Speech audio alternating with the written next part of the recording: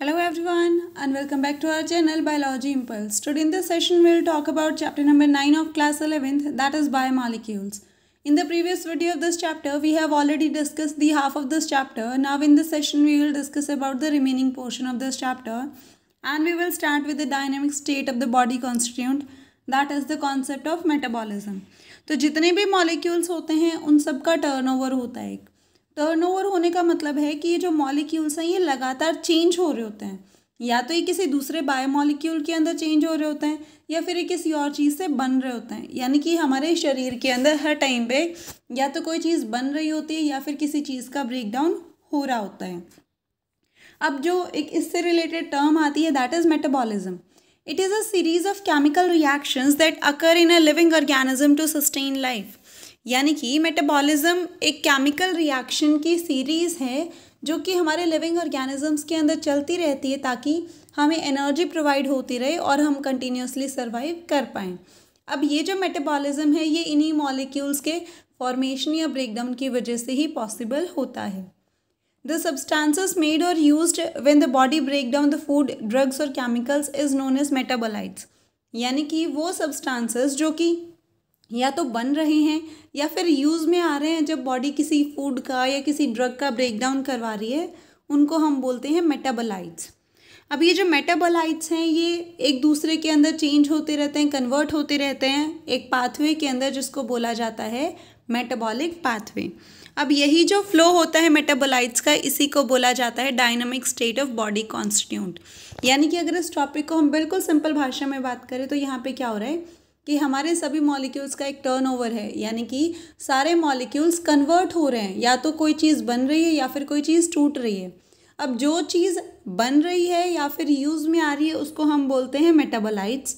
ये जो मेटाबोलाइट्स हैं ये एक दूसरे के अंदर कन्वर्ट होते रहते हैं बहुत सारी लिंक्ड रिएक्शन में और उन सबको मिला के बोला जाता है मेटाबॉलिक पाथवे. और ये जो मेटाबॉलिज्म है इससे क्या होता है कि कोई भी जो ऑर्गेनिज्म है वो अपनी लाइफ को सस्टेन कर पाता है, ज़िंदा रख पाता है खुद को. बस इसी ये जो कंटिन्यूस फ्लो हो रहा है मेटाबोलाइट्स का, ब्रेकिंग का और फॉर्मेशन का, इसी को बोला जाता है dynamic state of body constituents. Next is catalyst. तो कोई भी ऐसा सब्सटेंस जो कि रेट ऑफ रिएक्शन को इंक्रीज करवा देता है खुद कंज्यूम हुए बिना, ऐसे सब्सटेंसेस को कैटलिस्ट बोला जाता है. यानी कि वो क्या कर रहे हैं, रेट ऑफ रिएक्शन को इन्हेंस कर रहे हैं लेकिन वो खुद कंज्यूम नहीं हो रहे हैं इस रिएक्शन के दौरान. अब कैटलिस्ट का सबसे जो बेस्ट एग्जांपल है वो है एंजाइम. वो प्रोटीन्स जो कि कैटालिटिक पावर जो रखते हैं ऐसे प्रोटीन्स को बोला जाता है एंजाइम्स. अब हम बात करते हैं मेटाबॉलिक बेसिस फॉर लिविंग की. अब ये जो मेटाबॉलिक पाथवे चल रहा है यानी कि फॉर्मेशन या ब्रेकिंग चल रही है, ये दो तरीके से पाथवे चल सकते हैं. या तो ये एनाबॉलिक पाथवे हो सकते हैं या फिर ये कैटाबॉलिक पाथवे हो सकते हैं. ये जो एनाबॉलिक पाथवे होते हैं इनको बायोसिंथेटिक पाथवे के नाम से भी जाना जाता है. एनाबॉलिक पाथवे एक ऐसा प्रोसीजर होता है जहाँ पे कॉम्प्लेक्स स्ट्रक्चर की फॉर्मेशन होती है बिल्कुल सिंपल चीज़ों से. यानी कि जो सिंपल मॉलिक्यूल्स हैं वो आगे क्या करते हैं, एक कॉम्प्लेक्स स्ट्रक्चर की फॉर्मेशन करते हैं. अब सीधी सी बात है, अगर किसी सिंपल चीज़ से कोई कॉम्प्लेक्स चीज़ बन रही है तो उसके लिए एनर्जी तो यूज़ होगी ही. और इसीलिए जो एनाबॉलिक पाथवे होते हैं वो सभी के सभी एनर्जी को यूज़ करने वाले पाथवे होते हैं. यहाँ पे एनर्जी यूटिलाइज होती है.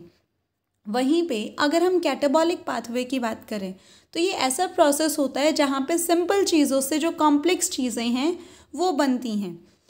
यहाँ पे क्या हो रहा है, कॉम्प्लेक्स चीज़ों से सिंपल चीज़ें बन रही हैं. यानी कि बहुत जो मुश्किल जो बड़े बड़े मॉलिक्यूल्स थे उनसे बिल्कुल सिंपल वाले जो स्ट्रक्चर हैं वो बन रहे हैं. अब यहाँ पे बिल्कुल सिंपल सा प्रोसीजर हो रहा है और इस टाइप के जो पाथवेज होते हैं उनके अंदर जो एनर्जी है वो प्रोड्यूस होती है.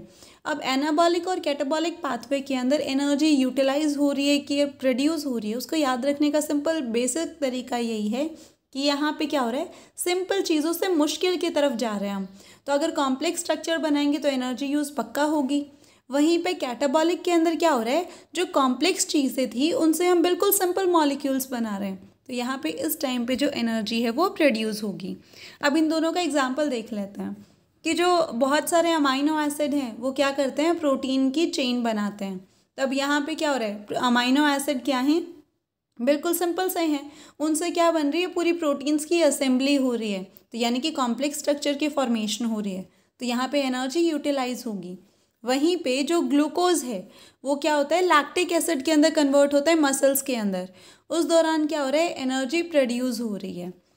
आगे पढ़ते हैं कि हमारे शरीर की जो एनर्जी करेंसी है that is ATP and it stands for adenosine triphosphate.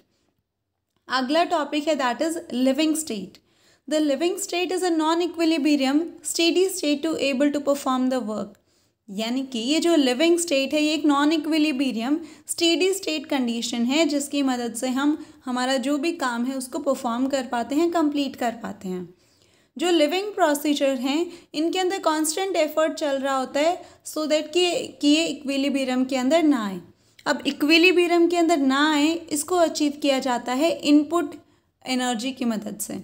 अब ये जो एनर्जी इनपुट है यहाँ पे क्या हो रहा है, ये जो एनर्जी है ये प्रोड्यूस होती है हमारे पास मेटाबॉलिज्म से। यानी कि हमें सारे काम करने के लिए किस चीज़ की ज़रूरत है, एनर्जी की ज़रूरत है। एनर्जी कहाँ से आएगी हमारे पास, जब हमारे शरीर के अंदर मेटाबॉलिज्म होगा। जैसे कि ग्लूकोज है, ग्लूकोज सबसे पहले टूटता है पायरावेट के अंदर। कहाँ पे टूटता है, साइटोप्लाज्म में। तो यहाँ पे क्या हो रहा है कि जो ग्लूकोज था वो एक 6 कार्बन कंटेनिंग मॉलिक्यूल है और ये किस में टूटता है, अल्टीमेटली पायरावेट में। और ये जो पायरावेट है ये एक 3 कार्बन कंटेनिंग मॉलिक्यूल है। तो एक ग्लूकोज के मॉलिक्यूल से 2 पायरावेट के मॉलिक्यूल्स बनते हैं।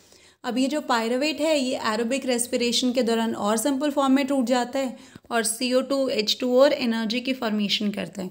यानी कि इस तरीके से हमारे पास क्या चीज़ की प्रोडक्शन हुई, एनर्जी की प्रोडक्शन हुई। और इसी एनर्जी की प्रोडक्शन की मदद से जो लिविंग ऑर्गेनिजम्स हैं वो सर्वाइव कर पाते हैं, खुद को सस्टेन रख सकते हैं। अगला है एंजाइम। तो ऑलमोस्ट जितने भी एंजाइम्स हैं वो सारे के सारे क्या हैं, प्रोटीन्स हैं। अब यहाँ पे एक स्पेशल एंजाइम की बात करते हैं दैट इज़ राइबोजाइम। जो न्यूक्लिक एसिड एंजाइम के जैसे बिहेव करते हैं उन न्यूक्लिक एसिड्स को हम राइबोजाइम्स बोलते हैं। अब अगर एंजाइम्स के स्ट्रक्चर की बात करी जाए तो एंजाइम के 3 स्ट्रक्चर होते हैं। सबसे पहला है प्राइमरी स्ट्रक्चर, दूसरा है सेकेंडरी स्ट्रक्चर और तीसरा है टर्शरी स्ट्रक्चर। अगर हम प्राइमरी स्ट्रक्चर के एग्जाम्पल की बात करें तो यहाँ पे होगा अमाइनो एसिड सीक्वेंस जो होती है प्रोटीन की, वो हमारा प्राइमरी स्ट्रक्चर का एग्जाम्पल होता है।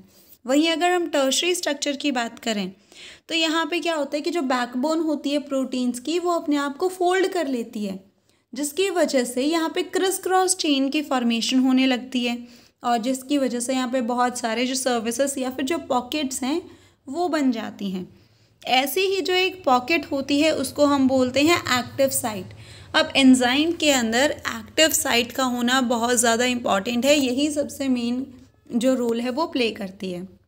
क्या होगी यहाँ पे एक्टिव साइट, कि एक ऐसी पॉकेट है जिसके अंदर सबस्ट्रेट आके फिट होगा। जब एंजाइम सबस्ट्रेट के साथ फिट होगा तभी तो एंजाइम कॉम्प्लेक्स बनेगा और नए मॉलिक्यूल्स की फॉर्मेशन होगी।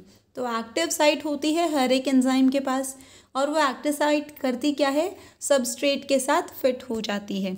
जैसे लॉक और की मैकेनिज्म होता है कि हर एक ताले की एक पर्टिकुलर चाबी होती है, बिल्कुल वैसे ही हर एक एंजाइम के अंदर एक्टिव साइट होती है एक पर्टिकुलर सबस्ट्रेट के लिए। अब यहाँ पे क्या हो रहा है कि जो एक्टिव साइट है उसकी मदद से जो एंजाइम्स हैं वो क्या करते हैं, रिएक्शन को कैटेलाइज करवाते हैं, यानी कि उसकी स्पीड बढ़ा देते हैं और इसीलिए एंजाइम्स को हम क्या बोलते हैं, कैटलिस्ट बोलते हैं। अब ये जो कैटलिस्ट हैं ये 2 तरीके के हो सकते हैं, या तो ये ऑर्गेनिक कैटलिस्ट हो सकता है या फिर वो इनऑर्गेनिक कैटलिस्ट हो सकते हैं। अब हम बात करते हैं अगले टॉपिक की, दैट इज़ केमिकल रिएक्शन। तो ये जितने भी केमिकल कंपाउंड्स होते हैं इनके अंदर 2 तरीके के चेंजेस आ सकते हैं, या तो इनके अंदर कोई फिजिकल चेंज आ जाए या फिर उनके अंदर कोई केमिकल चेंज आए। अब ये जो दोनों टर्म है, चाहे फिजिकल हो केमिकल हो, बहुत सिंपल से टर्म है। फिजिकल चेंज के अंदर क्या होता है कि उसकी शेप चेंज होती है, लेकिन उनके बीच के जो बॉन्ड है मॉलिक्यूल्स के बीच के वो नहीं ब्रेक होते हैं, सिर्फ शेप चेंज हो रही है, मॉलिक्यूल्स का जो बॉन्ड है वो ब्रेक नहीं हो रहा है। वहीं पे अगर हम केमिकल रिएक्शन की बात करें तो यहाँ पे क्या होता है कि जो बॉन्ड है मॉलिक्यूल्स के बीच में वो टूट जाते हैं और यहाँ पे इस टाइम पे नए बॉन्ड की फॉर्मेशन होती है। तो अगर बॉन्ड टूट रहे हैं तो वो केमिकल रिएक्शन है, सिर्फ शेप चेंज हो रही है और बॉन्ड नहीं टूट रहे हैं तो वो क्या है, फिजिकल रिएक्शन है। अब फिजिकल एग्जाम्पल है चेंज का कि जो वाटर है वो आइस के अंदर कन्वर्ट हो जाता है, जो आइस है वो वाटर के अंदर कन्वर्ट हो जाती है दोबारा। तो अब यहाँ पे सिर्फ क्या हो रही है, इसकी स्टेट चेंज हो रही है।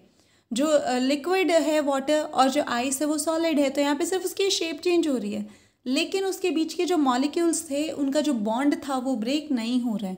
वहीं पे जो अगर हम केमिकल चेंज की बात करें तो जो स्टार्च है जो कि आगे हाइड्रोलाइज यानी कि ब्रेक डाउन हो जाता है ग्लूकोज के अंदर, तो यहाँ पे क्या हो रहा है कि इसके बीच का जो बॉन्ड था वो ब्रेक हो रहा है और यहाँ पे नए बॉन्ड की फॉर्मेशन हो रही है। तो ये एक तरीके का केमिकल चेंज है। आगे हम बात करते हैं कि जो रेट ऑफ फिजिकल और केमिकल रिएक्शन होती है उसको हम रेफ़र करते हैं as the amount of product formed per unit time, यानी कि हमारी केमिकल या फिर फिजिकल प्रोसेस की रेट क्या है, वो रेट डिटरमाइन करी जाएगी कि कितना अमाउंट का प्रोडक्ट बन रहा है एक गिवन टाइम के अंदर, वो क्या हो जाए उसकी रेट ऑफ रिएक्शन हो जाएगी। इसको एक्सप्रेस करने की भी हमारे पास यूनिट है कि प्रोडक्ट कितना बना है और कितना उसके लिए उसने टाइम कंज्यूम किया है। अब ये जो रेट है इसको हम बहुत बार वेलोसिटी भी बोल देते हैं, लेकिन रेट को वेलोसिटी सिर्फ हम तब बोलेंगे जब हमारे पास डायरेक्शन को स्पेसिफाई किया जाता है, उसी कंडीशन में हम इसको वेलोसिटी भी बोलते हैं। अब ये जो रेट ऑफ रिएक्शन है यानी कि कितने टाइम में प्रोडक्ट बन रहा है, इसको इन्फ्लुएंस करता है, इसके ऊपर प्रभाव डालता है टेम्परेचर।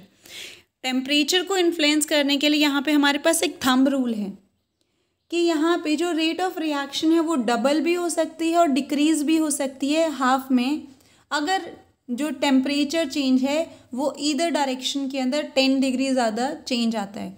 यानी कि सिंपल सी चीज़ है, अगर 10 डिग्री सेल्सियस टेम्परेचर ज़्यादा बढ़ जाता है तब भी यहाँ पे प्रॉब्लम आती है, और अगर 10 डिग्री सेल्सियस कम हो जाता है तब भी यहाँ पे चेंज आता है।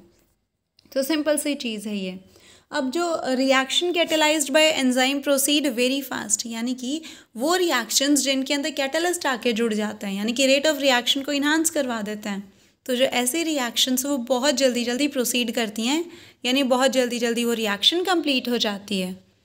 तो अब हमने जब ये बोला कि जो एंजाइम्स के साथ जुड़ते ही जो रिएक्शन है वो स्पीड अप हो जाती है, तो इसका एग्जाम्पल समझते हैं हम कि जब CO2 H2O के साथ जुड़ती है और फिर उससे क्या बनता है कार्बोनिक एसिड यानी कि H2CO3 की फॉर्मेशन होती है। अब जब इनके पास कोई एंजाइम नहीं प्रेजेंट होता है तो ये रिएक्शन होती तो है लेकिन बहुत ही स्लो होती है, यानी कि लगभग ये लगा लो 1 घंटे के अंदर सिर्फ 200 मॉलिक्यूल ही बन पाते हैं कार्बोनिक एसिड के। लेकिन जैसे ही इस रिएक्शन के अंदर कार्बोनिक अनहाइड्रेज नाम का एंजाइम जुड़ जाता है, इस एंजाइम के जुड़ते ही ये जो रेट ऑफ रिएक्शन थी ये ड्रामेटिकली बहुत ज़्यादा बढ़ जाती है। अब यहाँ पे ये लगा लो लगभग यहाँ पे 60,000 मॉलिक्यूल्स जो हैं वो बहुत इजीली जुड़ जाते हैं। Sorry, not 60,000, it's 6 lakh molecule, यानी कि 1 सेकेंड के अंदर लगभग यहाँ पे अब 6 लाख मॉलिक्यूल्स जो हैं फॉर्म होने लग जाते हैं। और कहाँ पहले जब एंजाइम नहीं जुड़ा था तो 1 घंटे के अंदर सिर्फ 200 मॉलिक्यूल ही बन रहे थे, लेकिन अब एंजाइम के जुड़ने के बाद क्या हो रहा है, हर 1 सेकेंड के अंदर लगभग 6 लाख मॉलिक्यूल्स यहाँ पे बन रहे हैं। तो आप देख रहे हो कि जो स्पीड ऑफ रिएक्शन है वो कितनी ज़्यादा इन्हांस हो गई है एंजाइम के जुड़ते ही। आगे हम बात करते हैं मेटाबॉलिक पाथवे की। तो ये जो मेटाबॉलिक पाथवे है ये एक मल्टी स्टेप रिएक्शन है जिसके अंदर हर एक स्टेप को बहुत सारे एंजाइम जो सेम एंजाइम है या फिर जो कोई डिफरेंट एंजाइम है वो कैटेलाइज करवाता है। इसका बिल्कुल सिंपल एग्जांपल है ग्लूकोज का पायरुवेट में कन्वर्ट होना, जिसको हम ग्लाइकोलाइसिस भी बोलते हैं। और ये जो ग्लाइकोलाइसिस है ये चलती है साइटोप्लाज्म के अंदर। अब हम बात करते हैं अगले टॉपिक की, that is how do enzymes bring about such high rate of chemical conversion, यानी कि जो एंजाइम्स हैं ये कैसे इतना ज़्यादा जो रेट ऑफ रिएक्शन है उसको इंक्रीज़ करवाते हैं। तो इसके लिए हम पहले एंजाइम को समझते हैं कि जो प्रोटीन्स जिनका जो 3D स्ट्रक्चर है, जिनके अंदर एक एक्टिव साइट प्रेजेंट है जिसके बारे में हमने ऑलरेडी बात कर ली थी, ये क्या करता है, ये सबस्ट्रेट को प्रोडक्ट के अंदर कन्वर्ट करवा देता है। हमने जब पहले एंजाइम के बारे में पढ़ा था तो हमने यही पढ़ा था कि जो एंजाइम होता है उसके अंदर एक एक्टिव साइट होती है, उस एक्टिव साइट के साथ जो सबस्ट्रेट है वो फिट होता है और उसके बाद ये जो सबस्ट्रेट है ये आगे कन्वर्ट हो जाता है प्रोडक्ट के अंदर। तो यहाँ पे सिंपली यही लिखा हुआ है कि जो S है वो सबस्ट्रेट के लिए है, जो P है वो प्रोडक्ट के लिए है, कि एंजाइम की मदद से जो सबस्ट्रेट है वो प्रोडक्ट के अंदर कन्वर्ट हो जाते हैं। सबस्ट्रेट होता क्या है, ये वो केमिकल प्रोडक्ट होते हैं जो कि आगे कन्वर्ट हो जाते हैं प्रोडक्ट के अंदर, उन्हीं को बोला जाता है सबस्ट्रेट। जब ये एंजाइम सबस्ट्रेट के साथ कंबाइन होता है तो यहाँ पे एंजाइम सबस्ट्रेट कॉम्प्लेक्स की फॉर्मेशन होती है, यानी कि जैसे ही एंजाइम जुड़ा सबस्ट्रेट के साथ तो क्या बन गया, एंजाइम सबस्ट्रेट कॉम्प्लेक्स यहाँ पे बन जाएगा। अब यहाँ पे जैसे ही एंजाइम सबस्ट्रेट कॉम्प्लेक्स बनता है तो एक स्टेट आती है जिसको बोला जाता है ट्रांजिशन स्टेट। ये एक ऐसी स्टेट होती है जहाँ पे जो सबस्ट्रेट है वो एंजाइम की एक्टिव साइट के साथ जुड़ चुका होता है और यहाँ पे ये जो नया स्ट्रक्चर बनेगा सबस्ट्रेट का, इसी को बोला जाता है उसकी ट्रांजिशन स्टेट। अब ये बेसिकली ये जो नया स्ट्रक्चर बना है ये थोड़ा सा अनस्टेबल होता है और जैसे ही ट्रांजिशन स्टेट के बाद में जो बॉन्ड का फॉर्मेशन है या फिर जो उसकी ब्रेकिंग है वो होगी, जैसे ही वो कंप्लीट हो जाती है उसके बाद उस एंजाइम से जो प्रोडक्ट है वो रिलीज़ हो जाता है। अब इसी को हम एक बार इसके ग्राफ से समझने की कोशिश करते हैं। इस ग्राफ के अंदर हम ये समझने की कोशिश करेंगे कि कैसे जो रिएक्शन प्रोग्रेस कर रही है और उसको कितनी एनर्जी की रिक्वायरमेंट थी और जैसे ही एंजाइम यहाँ पे आके बाइंड हो जाता है तो कैसे उस रिएक्शन के अंदर चेंज आ जाता है। तो यहाँ पे तो जो रिएक्शन है वो प्रोसीड कर रही है एक्स एक्सिस के अंदर और वाई एक्सिस के अंदर कितनी एनर्जी यूज़ हो रही है उसके बारे में आपको बताया गया है। तो अब यहाँ पे हम देख सकते हैं ये तो वो एक्टिवेशन एनर्जी है जब एंजाइम यहाँ पे जुड़ चुका है और ये वाली जो स्टेट है ये वो है जब यहाँ पे कोई भी एंजाइम ऐड नहीं हुआ है। तो हमने ये तो पढ़ लिया कि जैसे ही एंजाइम सबस्ट्रेट कॉम्प्लेक्स बनता है कि कोई भी जो सबस्ट्रेट है अगर उसको प्रोडक्ट के अंदर ट्रांसफॉर्म होना है तो उसको कन्वर्ट होना पड़ेगा, उसको गुजरना पड़ेगा सबसे पहले ट्रांजिशन स्टेट के अंदर से। तो अब यहाँ पे जो ट्रांजिशन स्टेट तक हमारा सबस्ट्रेट पहुँच रहा है यहाँ पे उसको चाहिए एक्टिवेशन एनर्जी। एक्टिवेशन एनर्जी क्या एनर्जी होगी कि ये वो अमाउंट ऑफ एनर्जी है जो सबस्ट्रेट को रिक्वायर है उसके ट्रांजिशन स्टेट तक पहुँचने के लिए। अब एनर्जी अगर हमारे पास एंजाइम है तो कम चाहिएगी, अगर हमारे पास एंजाइम नहीं जुड़ा हुआ है उस रिएक्शन के अंदर तो हमें ज़्यादा एनर्जी की रिक्वायरमेंट पड़ेगी।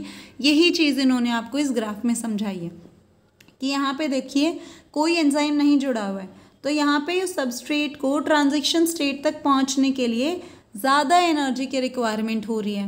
वहीं पे अगर हम दूसरे वाले की बात करें कर्व की तो यहाँ पे एक्टिवेशन एनर्जी एंजाइम के साथ कितनी है, तो यहाँ पे हम देख सकते हैं कि उसको बहुत ही कम एक्टिवेशन एनर्जी की ज़रूरत पड़ी है और जो रिएक्शन है वो क्या है, बहुत जल्दी प्रोसीड कर पा रही है।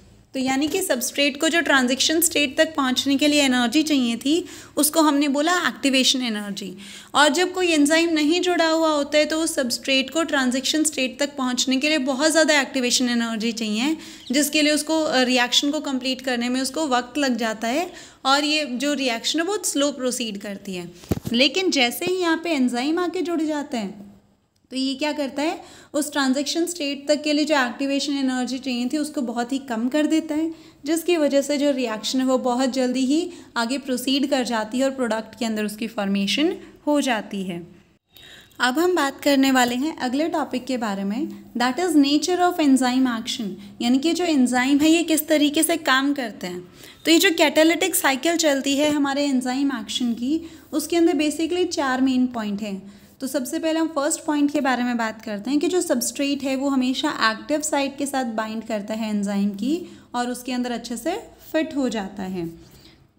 उसके बाद जो अगला पॉइंट है दैट इज़ कि जो सबस्ट्रेट की बाइंडिंग हो रही है इसकी वजह से क्या होता है कि जो एंजाइम है उसके अंदर चेंजेस आते हैं, जिसकी वजह से ये जो एंजाइम है ये बहुत टाइटली यानी बहुत अच्छे से सबस्ट्रेट के साथ फिट हो पाता है और एंजाइम सबस्ट्रेट कॉम्प्लेक्स की फॉर्मेशन कर पाता है।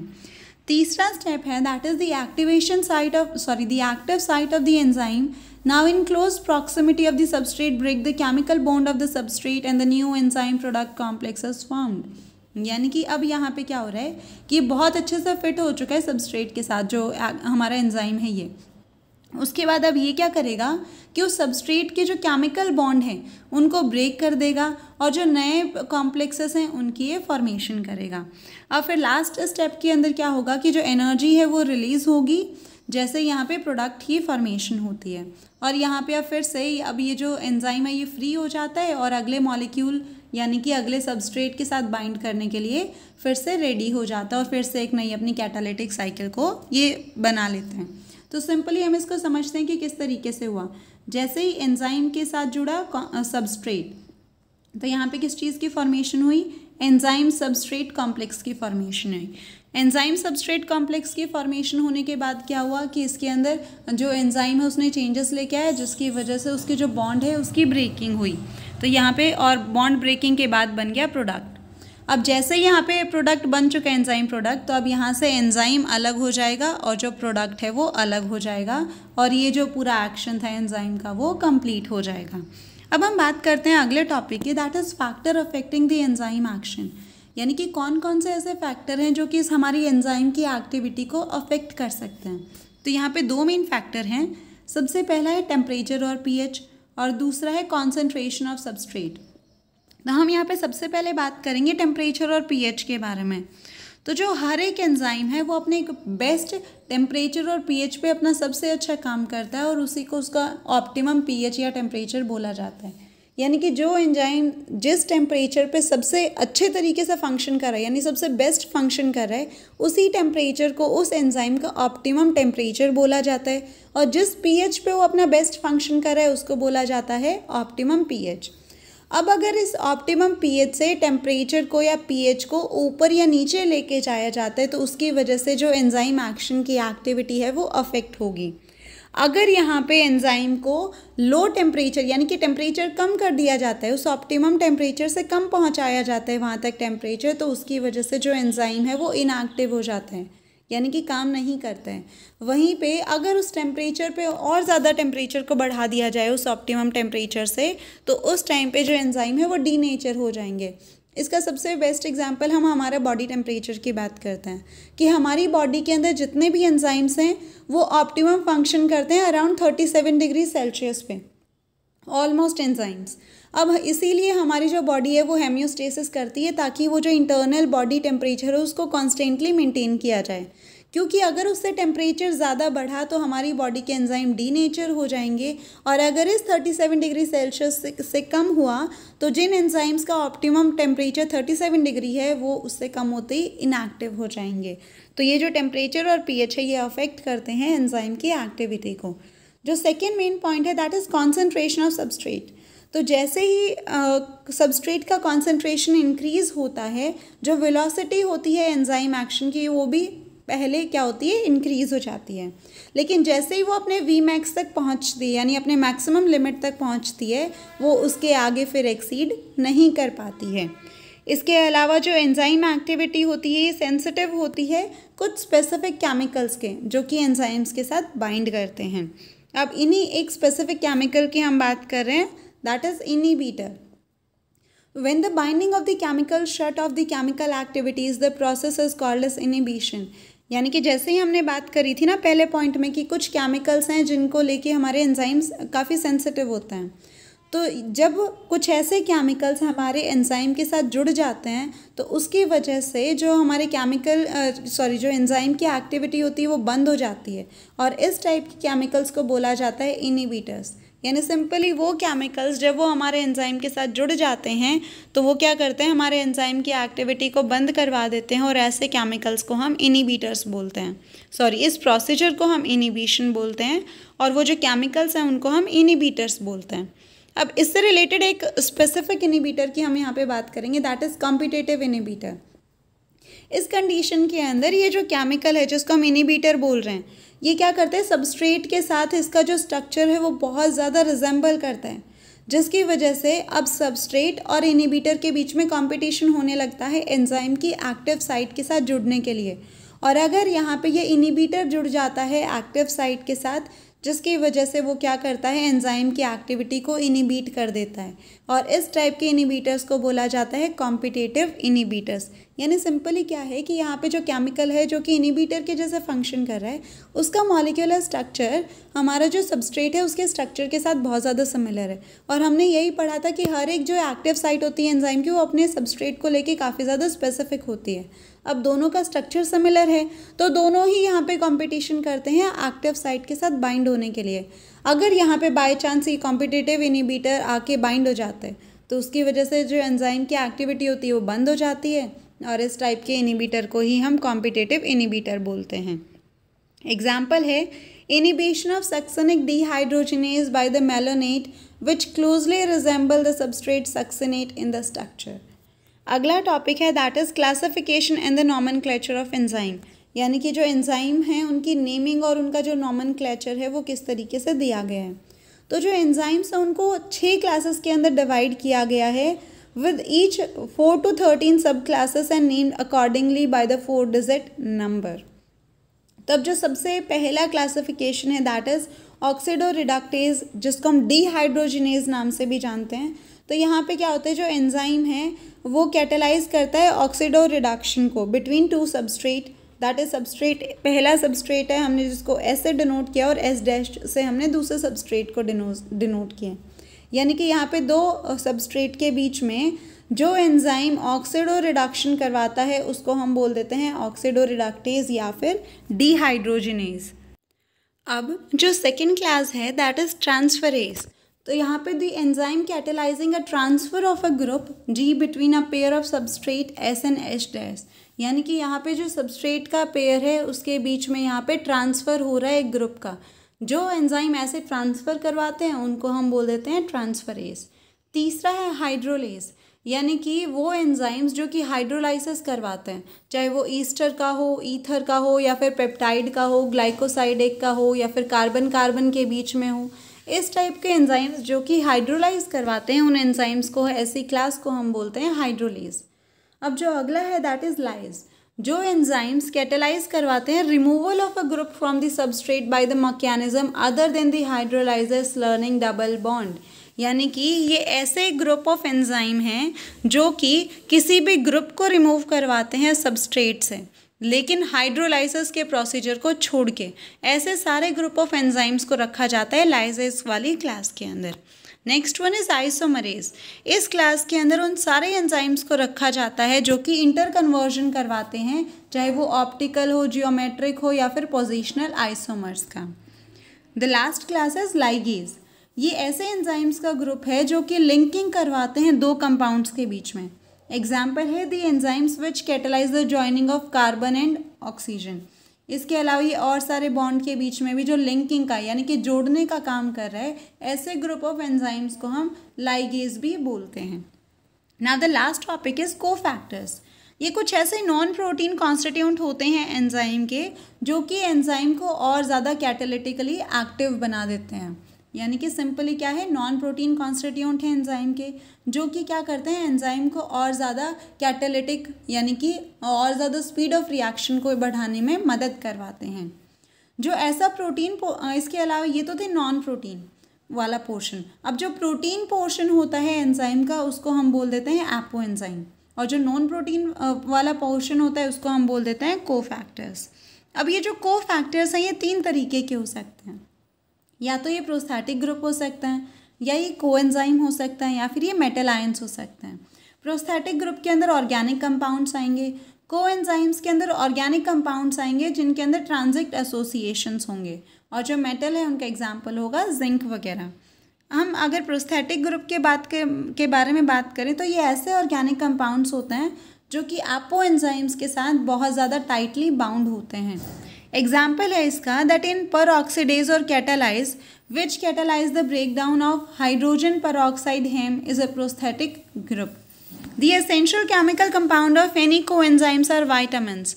और जो किसी भी कोएंजाइम के एसेंशियल केमिकल वाला कंपोनेंट होता है वो क्या होते हैं, वाइटामिन्स होते हैं। इसका एग्जाम्पल है coenzyme NAD and NADP contains the vitamin niacin.